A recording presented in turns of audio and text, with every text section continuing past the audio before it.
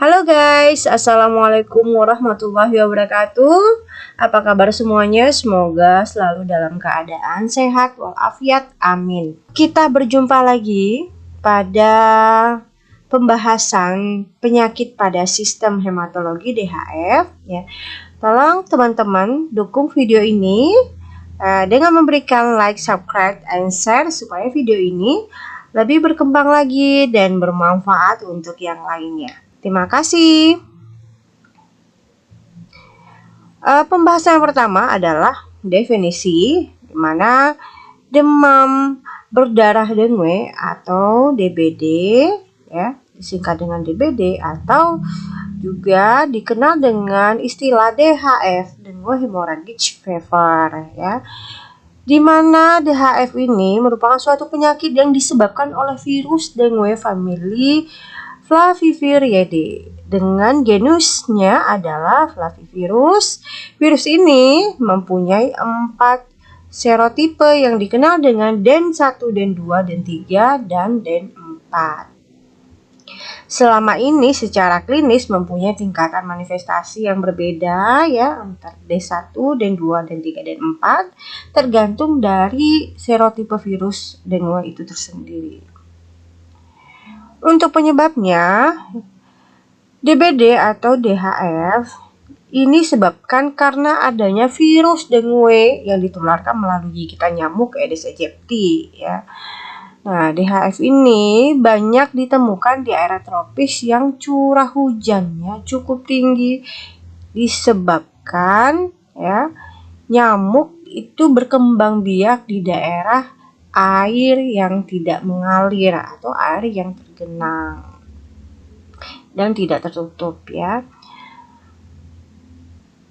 Tanda dan gejala di sini pertama adalah demam akut dengan gejala yang tidak spesifik ya, sehingga lama-lama akan mengakibatkan anoreksia, sehingga kemudian timbul gejala lemah, nyeri punggung, nyeri tulang sendi maksudnya, dan nyeri kepala. Biasanya berlangsung 2 hingga 7 hari.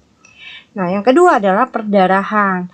Manifestasi perdarahan pada umumnya muncul pada hari kedua hingga ketiga ya, timbul gejala demam. Bentuk perdarahan dapat berupa uji tourniquet positif ya, ketika kita uji tourniquet atau remplit ya, timbul bintik-bintik merah. Ya. Kemudian peteki, ya, purpura, ekimosis, epitaksis, dan perdarahan gusi, serta hematesis melena. Nah, untuk uji tourniquet positif bila terdapat lebih dari 20 teki dalam diameter 2,8 cm ya. Ketika kita cek ya dengan menggunakan tensi darah ya, kemudian kita bagi 2. Hasilnya ya ditambah distol dan diastol, kemudian kita bagi 2, kita biarkan 5-10 menit. Nah, setelah mencapai 10-15 menit ya, nah kita lingkarkan ya, kira-kira diameternya 2-5 cm. Nah, dari 2,8 cm itu kita hitung ya, petekinya ada berapa titik-titik merahnya. Nah, kalau misalnya terdapat lebih dari 20 teki ya, berarti uji tourniquetnya positif. Nah, kalau misalnya kurang dari 20, nah ini masih meragukan. Nah, perlu dilakukan pemeriksaan penunjang lebih lanjut. Nah, yang ketiga, hepatomegali. Ini di sini ditemukan pada permulaan demam, sifatnya nyeri tekan dan tanpa disertai icterus ya. Nah, yang keempat, renjatan atau shock. Nah, shock sini biasanya terjadi pada saat demam mulai menurun pada hari ke-3 dan ke-7 ya, ketika pasien sakit. Shock yang terjadi lebih awal atau pada periode demam biasanya mempunyai prognosis lebih buruk. Di sini kita lihat gambaran patofisiologi DHF atau demam berdarah dengue, di mana DHF atau demam berdarah dengue ini disebabkan oleh virus dengue yang ditransmisikan dari manusia ke manusia lain diperantarai oleh nyamuk Aedes betina atau Aedes aegypti. Nah, untuk peristiwa yang terjadi setelah injeksi virus dengue oleh nyamuk masih tidak jelas sebenarnya ya.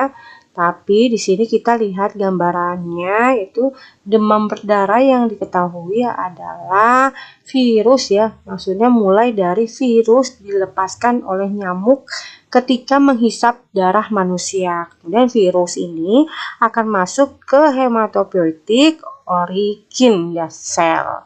Nah, virus mengalami translasi, kemudian replikasi, translasi untuk membentuk artikel atau partikel virus yang baru ya. Kemudian partikel antigen dan virus baru akan masuk ke sel dendritik, kemudian makrofag dan sel T. Nah, kemudian sel dendrit, makrofag dan sel T ini akan melepas sitokin. Nah, sitokin akan meningkatkan permeabilitas pembuluh darah terhadap virus dengue. Selanjutnya, virus dengue akan masuk ke pembuluh darah dan menimbulkan manifestasi klinis pada orang yang terinfeksi.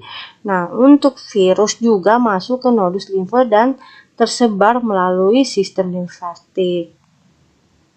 Yang harus kita ketahui, virus dengue ini adalah virus berukuran 50 nm dengan 3 protein struktural dan 7 protein non-struktural ya, kapsul lipid dan 1 untayan asam ribonukleat. Pada 75% kasus infeksi tidak menimbulkan gejala apapun.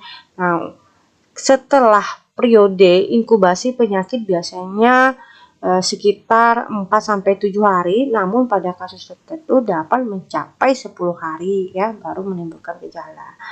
Virus dapat bereplikasi pada sel endotel hati, makrofag jaringan dan susun tulang.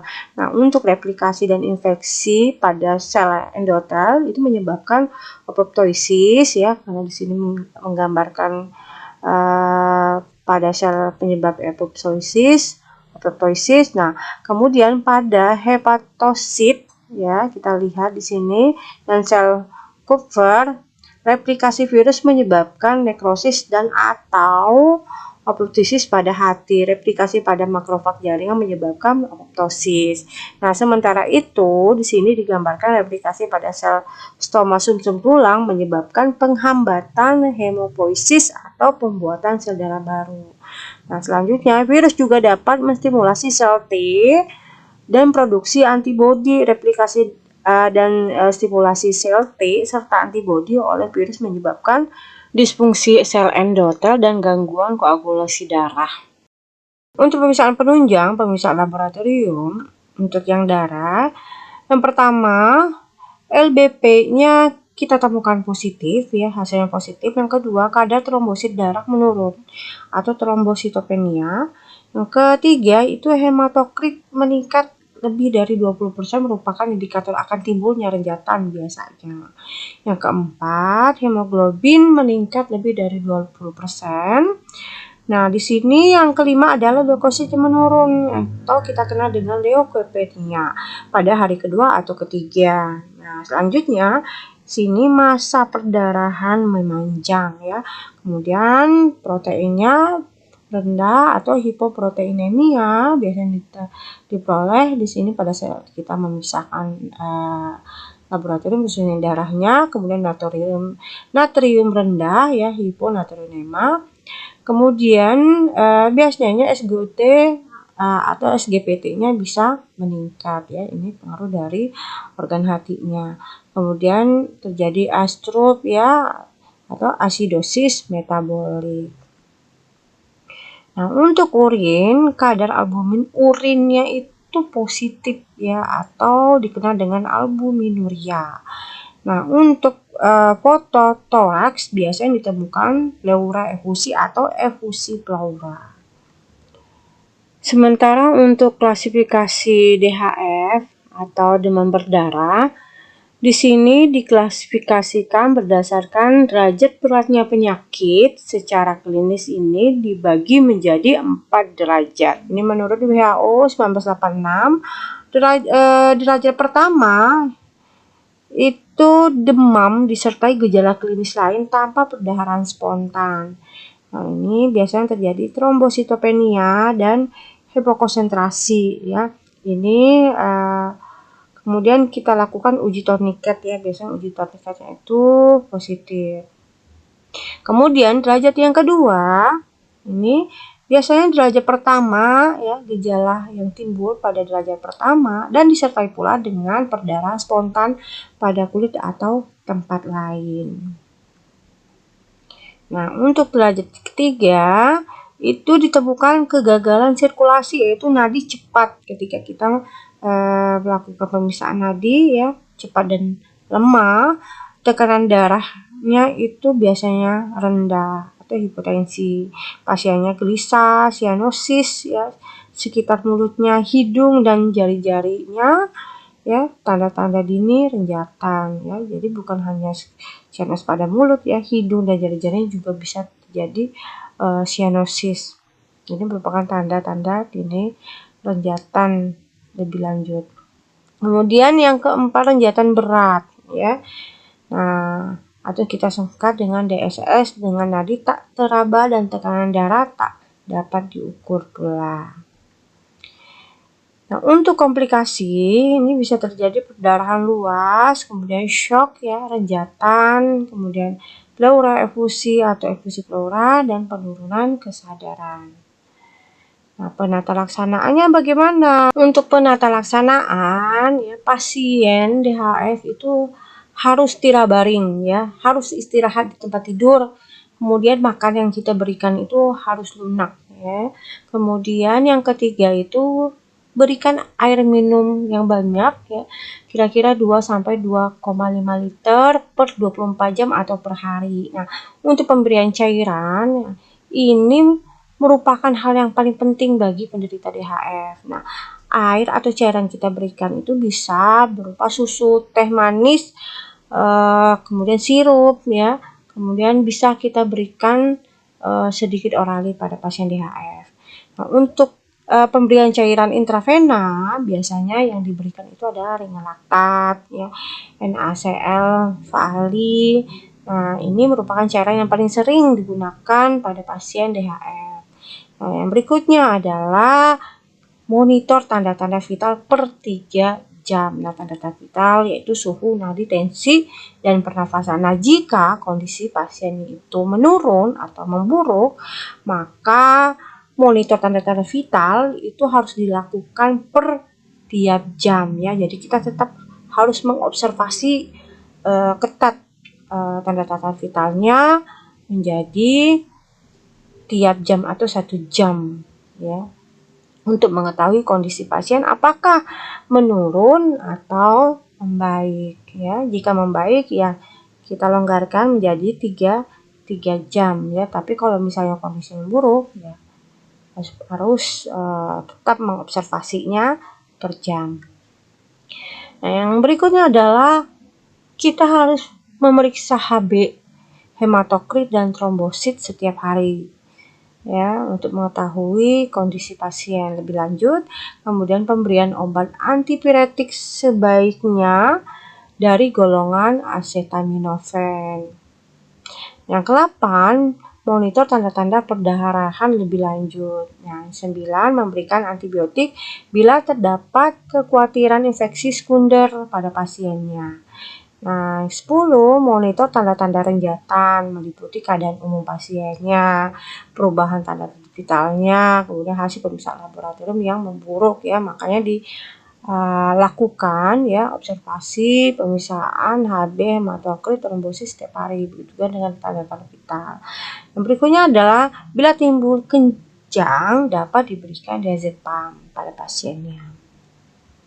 Nah, yang perlu kita ketahui pada kasus dengan renjatan pasien dirawat di perawatan intensif dan segera dipasang infus sebagai pengganti cairan yang hilang, dan bila tidak tampak perbaikan diberikan plasma atau plasma expander atau ekstran sebanyak 20-30 ml per kilogram berat badan ya.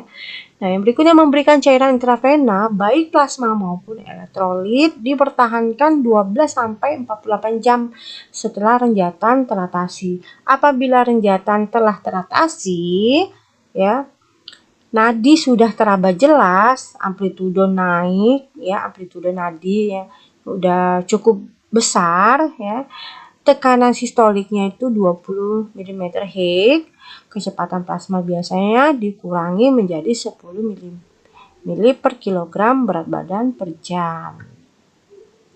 Nah, kemudian transfusi darah diberikan pada pasien dengan perdarahan gastrointestinal yang hebat. Nah, indikasi pemberian transfusi pada penderita DHAF yaitu jika ada perdarahan yang jelas secara klinis dan abdomen yang makin tegang dengan penurunan Hb yang mencolok. Nah, pada pasien renjatan itu diberikan antibiotik, kortikosteroid, dan antikoagulasi. Nah, gimana cara pencegahannya? Nah, satu-satunya cara pencegahan penyakit DHF dan chikungunya adalah dengan membasmi nyamuknya yang membawa virus, nyamuk yang membawa virus ya.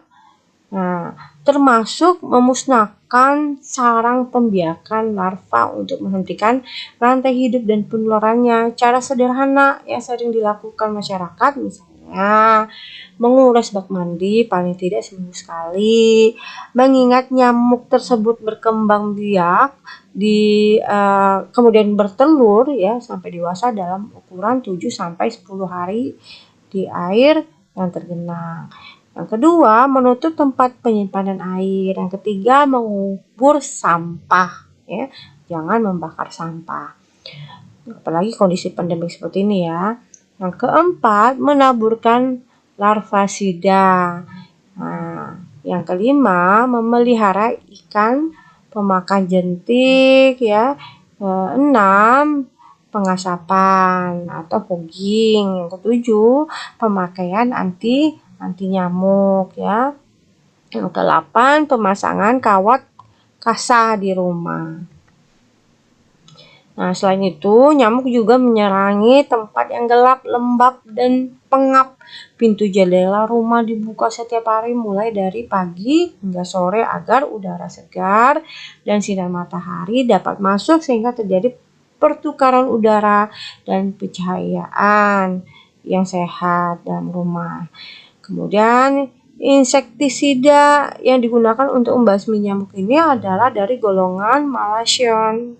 Sedangkan Temopos untuk mematikan jentik-jentiknya, Malaysian ini dipakai dengan cara pengasapan atau fogging bukan dengan penyemprotan ke dinding. Hal ini dikarenakan nyamuk Aedes aegypti tidak suka hinggap di dinding, melainkan pada benda-benda yang menggantung ya, pakaian-pakaian yang menggantung. Ya. Kemudian halaman atau kebun di sekitar rumah harus bersih dari benda-benda yang memungkinkan menampung air bersih. Nah, terutama pada musim hujan seperti sekarang nih ya. Musim hujan ya, apalagi lagi musim tanam-tanam bunga ya. Nah, itu mohon diperhatikan. Nah, kadang jentik-jentiknya itu hinggap di air yang bergenang. Nah, kemudian pintu dan jendela rumah sebaiknya dibuka setiap hari mulai pagi sampai sore agar udara segar dan sinar matahari dapat masuk sehingga terjadi pertukaran udara dan pencegahan yang sehat. Ya, dengan demikian tercipta lingkungan yang tidak ideal bagi nyamuk untuk berkembang biak ya. Kemudian pencegahan individu dapat dilakukan dengan cara khusus seperti penggunaan obat oles kulit ya, insek repelen yang mengandung DEET atau zat aktif EPA lainnya. Nah, penggunaan baju lengan panjang dan celana panjang juga dianjurkan untuk dalam keadaan daerah tertentu yang sedang terjadi peningkatan kasus ya, DBD. Nah, oke, penjelasan untuk DHEW sampai di sini ya. Untuk pengembangan asuhan keperawatannya karena pengkajian pada pasien dengan gangguan sistem hematologi telah saya share ya. Nah, itu silakan dihubungkan dengan penyakit DHF ini ya, karena pengkajian ini itu sama. Nah, dan diagnosa yang muncul pada pasien dengan gangguan sistem hematologi juga sama. Kemudian disesuaikan dengan pasien DHF ya. Dan jangan lupa untuk penegakan diagnosanya ya, itu berkaitan dengan SDKI. Jadi kita berpedoman pada SDKI ketika kita menegakkan diagnosa. Jadi kita lihat data mayor dan minornya, kemudian untuk intervensinya ya disesuaikan dengan SDKI juga ya, supaya kita bisa menegakkan intervensi yang sesuai pada pedoman kita, yaitu SIKI ya. Kemudian kriteria yang kita angkat itu sesuai dengan luarannya ya, atau SLI ya. Nah, implementasi dan evaluasi ya itu berhubungan pada pasiennya ya, kemampuan pasien atau keberhasilan intervensi kita ya, dari yang kita rencanakan ya, keberhasilan yang telah kita lakukan ya, kemudian kita evaluasi ya dengan menggunakan SWOT ya, subjek objek ya, kemudian kita analisa, kemudian planning ya selanjutnya yang harus dilakukan apabila kondisi pasien belum teratasi. Ya, begitu juga dengan apabila pasien telah diatasi ya. Mungkin seperti itu untuk DHF. Nah, selanjutnya di sini ada pre dan post test atau kuis ya, silakan dikerjakan seperti biasa ya. Ditulis di kertas di buku teman-teman semuanya dengan tulis tangan ya, dijawab. Kemudian tugas yang kedua adalah merangkum materi ini ya, kemudian di-share di kelas Edmodo jadi satu file. Ya, seperti itu mungkin penugasan dan materi yang saya sampaikan ya, khusus penyakit DHF. Terima kasih atas perhatiannya. Lebih dan kurangnya saya mohon maaf. Jika ada salah-salah kata ya saya mohon maaf ya, karena saya hanyalah manusia biasa, tidak luput dari salah ya. Semoga video materi ini bermanfaat untuk semuanya. Jangan lupa like, subscribe, and share ya, supaya video ini lebih berkembang lagi dan bermanfaat untuk yang lainnya. Sampai jumpa di lain kesempatan. Wassalamualaikum warahmatullahi wabarakatuh.